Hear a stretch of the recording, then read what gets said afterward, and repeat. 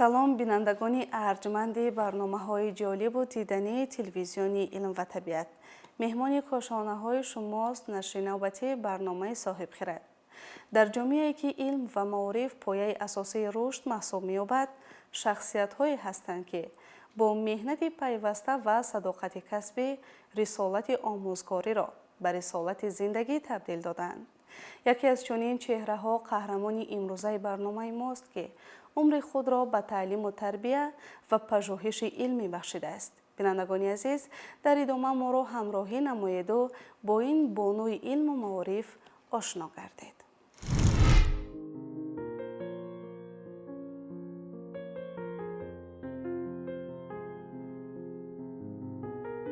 از زمانی که انسانیت اولین قدم‌های خود را در راه شناخت عالم گذاشت، نیاز به راهنما، به آموزاننده و به شخصی که دانش اندوخته را به دیگران می‌دهد پیدا نمود. در این جاده می‌توان نفری را یادآور شد که چراغ معرفت را از نسل به نسل انتقال می‌دهد و این نفر آموزگار است. تاریخ گواه است که هیچ تمدن به معارف رشد نکرده است و هیچ معارف به آموزگار فداکار استوار نمانده است. از صحفه‌های کهن شرق تا مرکزهای علمی معاصر جهان، آموزگاران نه تنها دانش بلکه فرهنگ اندیشیدن را شکل دادند. آنها به انسان آموختند که طبیعت را بشناسد، قانونهای آن را درک نماید و از این درک برای پیشرفت زندگی استفاده برد. فنهای دقیق در این میان مقام ویژه دارند. فیزیکا که قانونهای هستی را می آموزد، انسان را وادار می سازد که به عمق پدیده ها نظر اندازد، رابطه های نانمایان را کشف کند و به جهان اطراف با چشم تحلیل نگرد. سالها می گذرند، نسلها عوض می شوند، ولی در پس هر عالم، هر مهندس و هر اختراعکار موفق سیمای آموزگار ایستاده است که اولین مراتبه در را به سوی عالم علم برایش باز کرده است. محض همین گونه استادانند که با مهنت آرامانه ولی تاثیرگذار خود در ساختن پایه‌های معنوی جامعه سهم می‌گذارند. در فضای معارف تاجیک نیز چنین شخصیت‌ها کم نیستند. آنهایی که 10 ساله‌ها به علم و تعلیم صادق مانده نه تنها درس گفتند بلکه خود نیز در راه تحقیق و جستجوی علمی استوارانه قدم گذاشتند. یکی از چنین چهره‌های ارجمند قطاسبی میرزایوی می باشد که عمر خود را به تعلیم و تربیت و پژوهش علمی بخشیده است.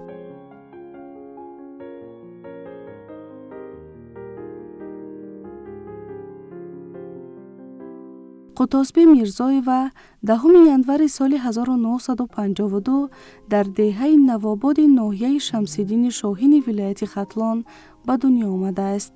از ایام نورسی شوق و رغبت به فنهای دقیق در نهاد او جای گرفته بود. پس از ختم مکتب میانه رقم 5 شهر کلاب سال 1968 به فاکولته فیزیکا و ریاضیات دانشکده دولتی آموزگاری کلاب داخل شده سال 1973 آن را با دیپلم اعلی ختم نمود. این دستاورد اولین قدم استوار در راه علمی او گردید.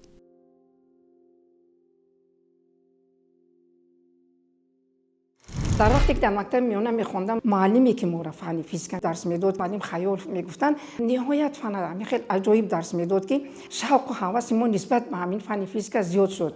معلم با تمام هستی، با تمام متدهایی که استفاده میبرد درس میداد. از اون جمله همون ادبیاتی که غیر از مکتب میانه و مکتب‌های در مکتب عالی استفاده برده میشدن، از همونها با ما درس میداد. از همون وقت در همون صنفی که میخوندیم 5 کس 6 کس ما فقط فن فیزیک را انتخاب کردیم.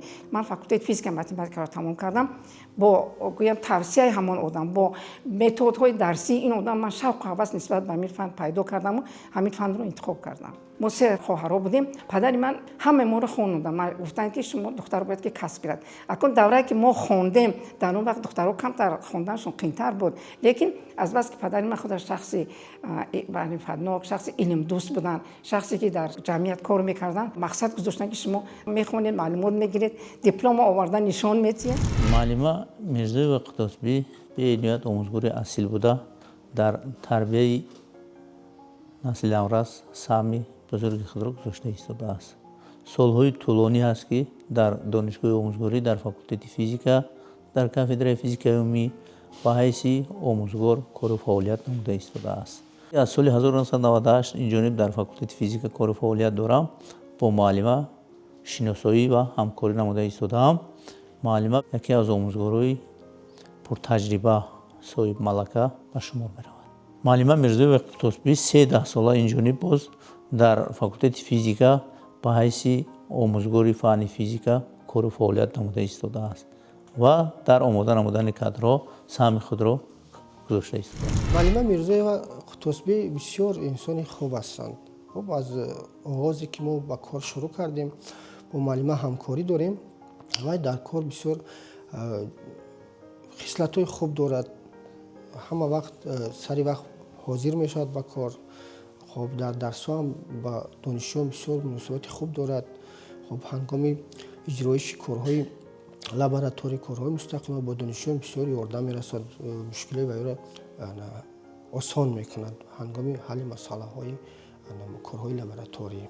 در ساحه آموزگاری بسیار کسبیت خوب دارند. همیشه غمخوار هستند. همیشه مناسبتشون با دانشجویان خوب است. کسب خودشون بسیار دوست می‌دارند. معلم همه وقت در کسب خودشون صادق هستند.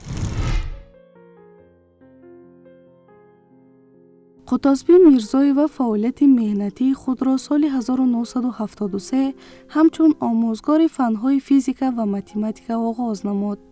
سالهای نخستین فعالیت برای او مرحله تجربه آموزی و تکمیل مهارت کسبی بودند.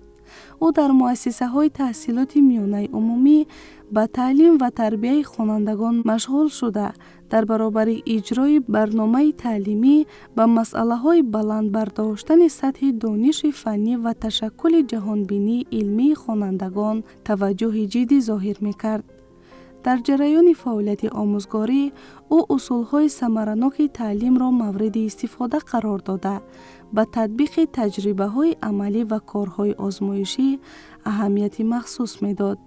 با مقصد تکمیل اختصاص در کورس‌ها و سمینارهای متدی اشتراک نموده تجربه پیشقدم آموزگاری را می‌آموخت و در فعالیت خود استفاده می‌برد. قطازبی میرزایی و همچون آموزگار مسئولیت شناس و کاردان در بین همکسبان صاحب احترام گردید. فعالیت چندین ساله او با آماده سازی شاگردان با لیاقت، اشتراک آنها در آزمون‌های فنی و انتخاب کسب‌های مربوط به فن‌های دقیق توصیف می‌یابد.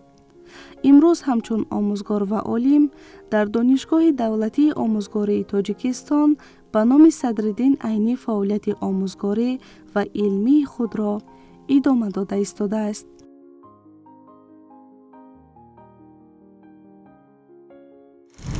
الان ختم کردم دانشگاه رو. 1 سال در تاشکند تحصیلی علم آموزی کردم. سالهایی که ما با کار اومدیم، کار در اومدن نهایت قیم بود.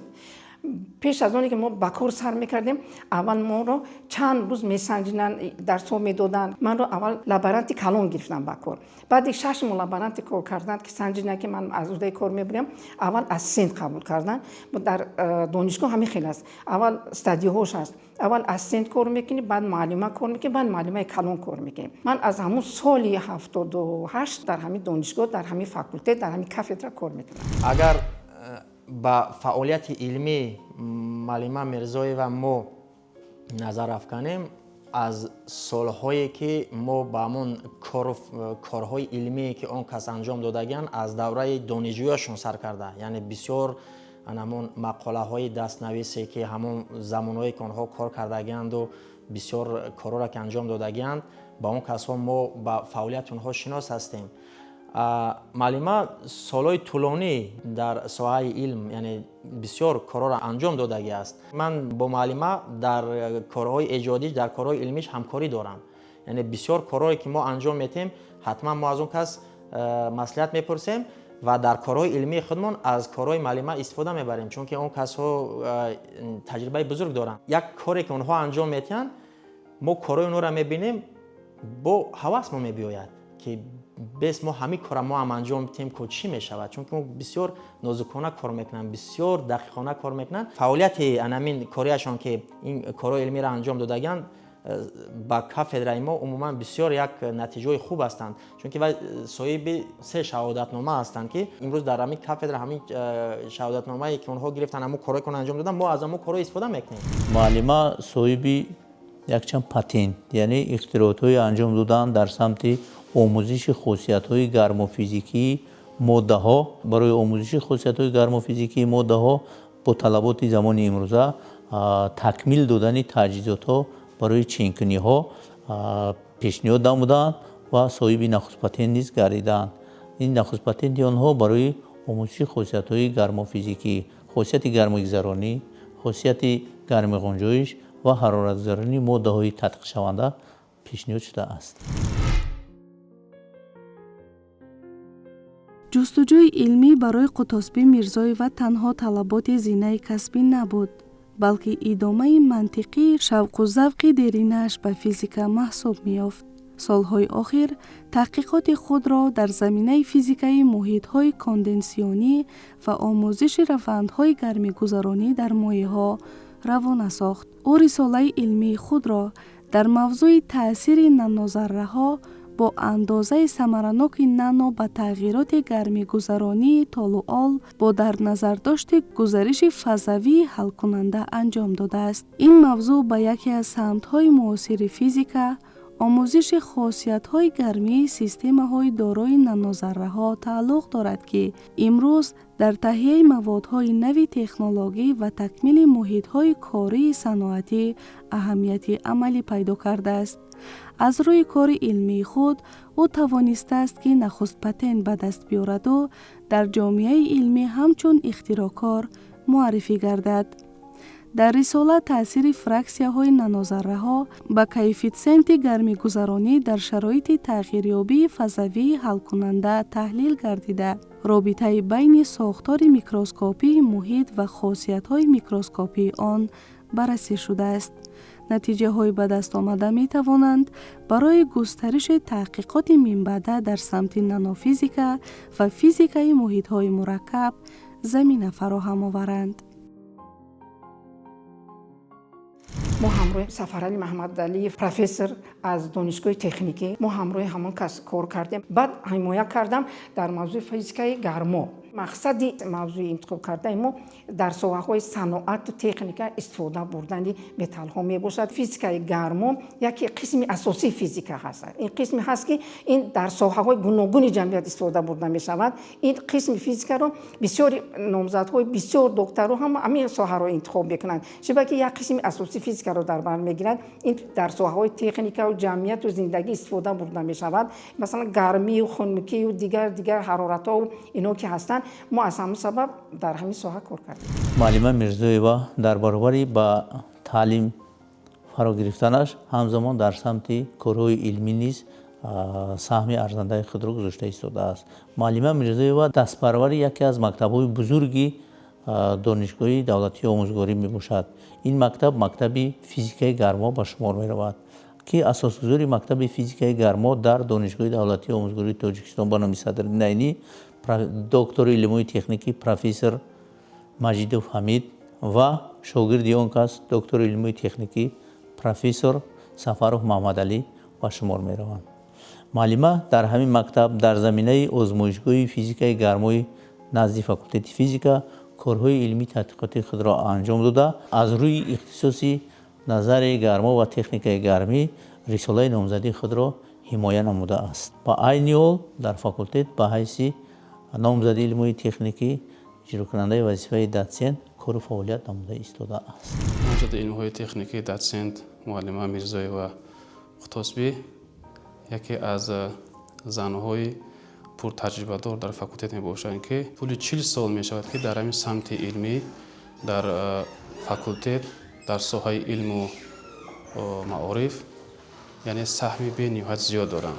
муаллима Мирзоева Қутусбӣ зиёда аз 20 китобҳои дарсию методии таълимӣ доранд, зиёда аз 50 мақолаҳои илмӣ, ки яке аз ин мақолаҳояшон дар журналҳои байналмилалӣ яъне Scopus ба нашр расидааст. бо талош мекунанд ки бо дастовардҳои нави илмӣ ба худ биёранд. дар факултет ҳам дарсҳои назаравӣ ҳаст, ҳам дарсҳои амалӣ ҳаст, ҳам дарсҳои лабораторӣ. чунки дарсҳои лабораторӣ бо асбобҳо хоб ба донишҷӯён нишон дода мешавад. инчунин аз тарафи вазорати маориф ва ҷумҳурии Тоҷикистон имсол ба донишгоҳ яъне ба факултети физика 3 асбоби таълимӣ тақдим шуд. ҳама вақт омӯзгорони кафедра, факултет ва муаллима Мирзоева бо шогирдон бо ин асбобҳо дарс фаъолияти худро ба пеш мегузоранд. дар тӯли фаъолияти касбӣ Қутусбӣ Мирзоева на танҳо омӯзгори варзида, балки муҳаққиқи ҷиддӣ низ маҳсуб меёбад. самти асосии таҳқиқоти ӯ ба таърихи физика ва физикаи муҳитҳои конденсионӣ иртибот дорад. ӯ беш аз 60 номгӯи мақолаҳои илмӣ ва илми методӣ, инчунин дастурҳои таълимӣ таҳия намудааст, ки дар нашрияҳои ҷумҳуриявӣ ва байналмилалӣ ба таб расиданд. ин осор на танҳо таҷрибаи чандинсолаи омӯзгорро таҷассум мекунад, балки саҳми арзандаи ӯро дар рушди афкори илмии муосир низ нишон медиҳад. талоши пайваста барои такмили дониш ва маҳорати касбӣ аз хусусиятҳои барҷастаи фаъолияти ӯст. соли 1975 дар донишгоҳи давлатии Тошканд ва соли 1983 дар донишгоҳи давлатии Алма-Ато такмили ихтисос кардааст. ин марҳилаҳои омӯзишӣ ҷаҳонбинии илмии ӯро густариш бахшида, ба таҳкими пояҳои назариявии пажӯҳишҳояш мусоидат намуданд.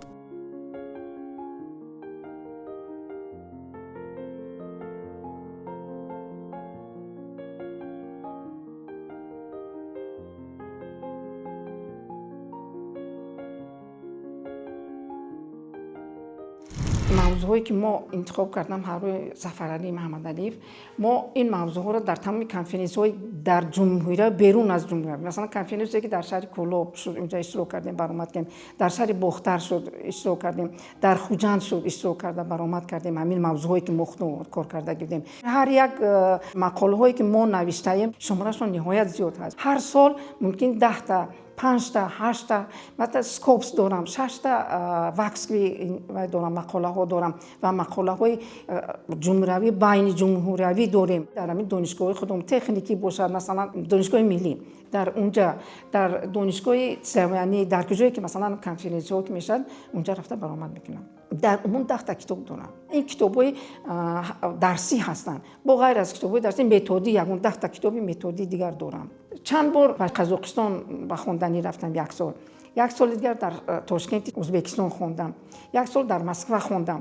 ҳамин чизоро хондам, аз онҷо таҷриба ёд гирифтам, омадам бо аз ҳамун ихтисосҳое ки дар онҷа гирифтам ба бачаҳо зиёдтар бо нишон додам. дар тӯли фаъолияти худашон муаллима дар баробари таълиму тарбия ва самти илм машғул шуданашон ҳамзамон ба таълифи дастурҳои таълимии методӣ ва китобҳои дарсӣ низ машғул шудааст, ки як чанд шумораи дастурҳои таълимӣ ва китобҳои худ ҳамзамон монографияи худро аз чоп баровардааст. мақолаҳои муаллима ҳам дар маҷаллаҳои дохилӣ, ҳам дар маҷаллаҳои хориҷӣ, бояд қайд кунем ки дар маҷаллаҳои тақризшавандаи Комиссияи олии аттестатсионии ҷумҳурии Тоҷикистон ва маҷаллаҳои тақризшавандаи Комиссияи олии аттестатсионии Федератсияи Россия ва хориҷи кишвар мақолаҳои илмии муаллима аз чоп баромадаанд.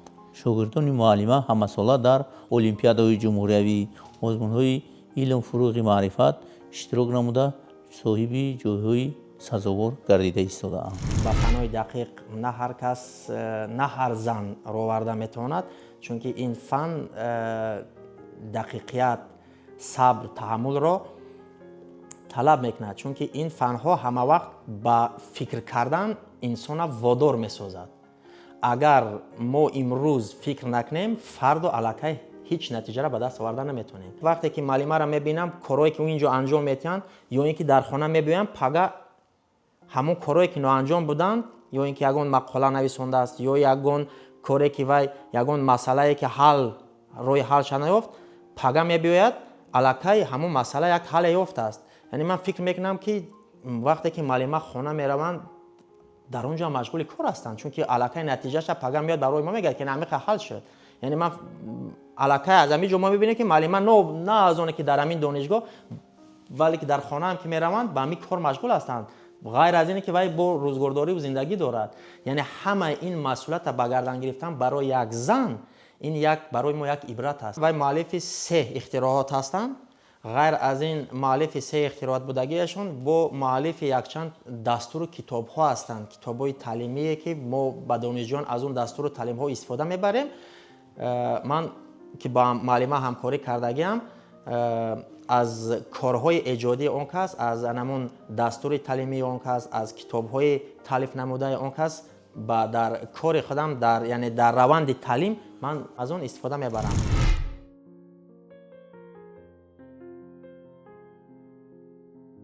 قطازبی میرزایوا برای اشتراک فعالانه در کارهای جمعیتی فاکولته و دانشگاه با سپاسنامه‌های ریاست دانشگاه و وزارت معارف و علم جمهوری تاجیکستان قدردانی گردیده اینچنین با نشان اعلاچی معارف مملکت سرفراز شده است. این قدرشناسی‌ها بازگوی اعتراف خدمت‌های صادقانه او در راه علم و معارف به شمار می‌روند. مسیر زندگی علمی او نمونه روشن صداقت به کسب، استواری در راه انتخاب کرده و پیگیری هدفهای بلند است. او از زمره آموزگارانی می باشد که نه تنها دانش می دهند بلکه با شخصیت خود الهام بخش نسل جوان می گردند. در سیمای چنین استادان علم تاجیک تکیهگاه با اعتماد و آینده امید بخش را می بیند.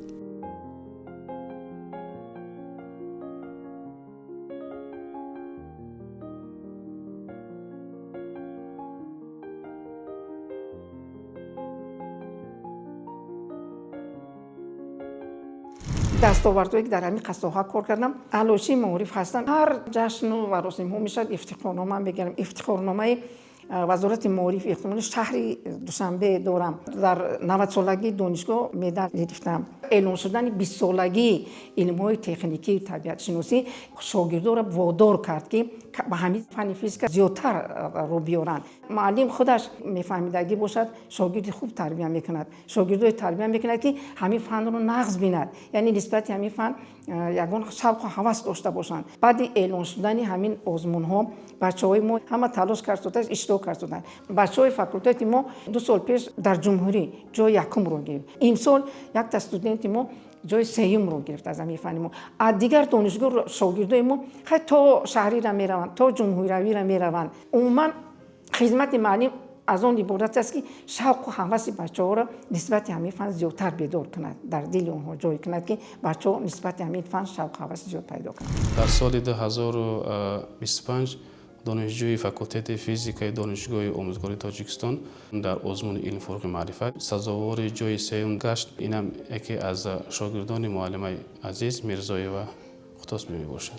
معلم میرزایوا همه وقت در درس‌های تعلیمی شاگردان خود را جلب برای آزمون‌های علم فروغ معرفت، المپیادهای جمهوری و بین‌المللی، اینچنین دانشجوی ما در المپیادهای آنلاین یعنی در جمهوری ترکمنستان، قزاقستان و قرقیزستان برگزار می شود اشتراک می نمایند. یعنی معلم همه وقت با دانشجویان برای تیار نمودن برای آزمون‌های جمهوری و بیرون از جمهوری سهم خیلی زیاد دارند.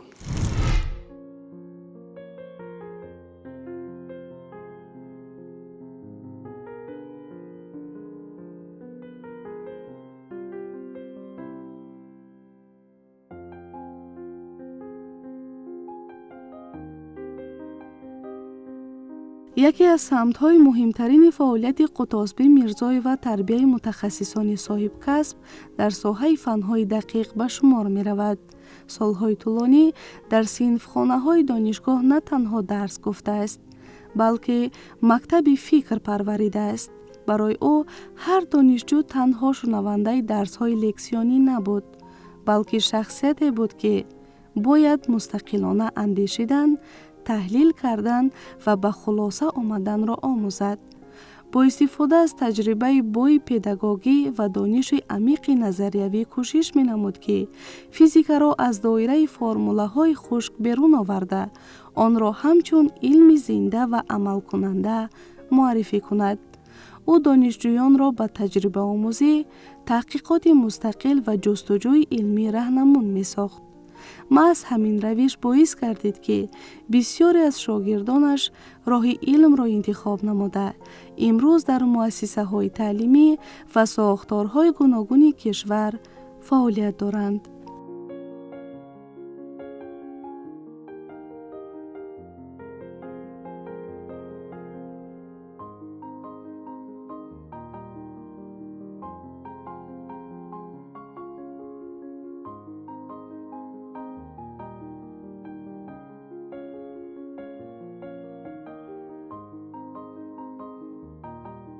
وظیفه آموزگارای دانشگاه‌ها از آن عبارت است که از شاگرد استاد تیار کنند. ما کوشش کردیم که از بچه‌هایی که مثلا ختم میکنن، از بچه‌هایی که ماجستر میخوانند، از همین اختصاصمند تیار کنیم. چقدر شاگردای بسیار داریم. شاگردامون در همه ساحه هست. مثلا شاگردی که من درس دادم از در فاکولته شیمی کار میکنه، دکتر علم هست. شاگردی که من درس دادم در دانشگاه تکنیکی کار میکنه، نامزد علم‌های فیزیک و متماتیک دکتر هست. همین خیلی شاگردا داریم که تیار کردیم، کار کردن و علم مشغول شدن.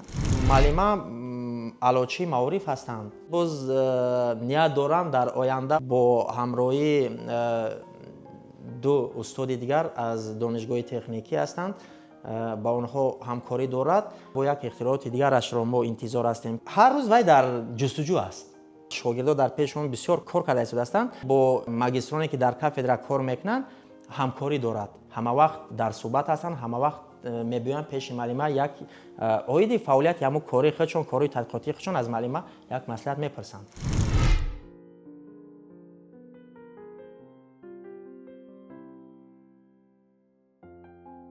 همه تلاش و زحمت‌های قطازبی میرزایی و نشان می‌دهد که آموزگاری نه تنها کسب، بلکه رسالت زندگی است.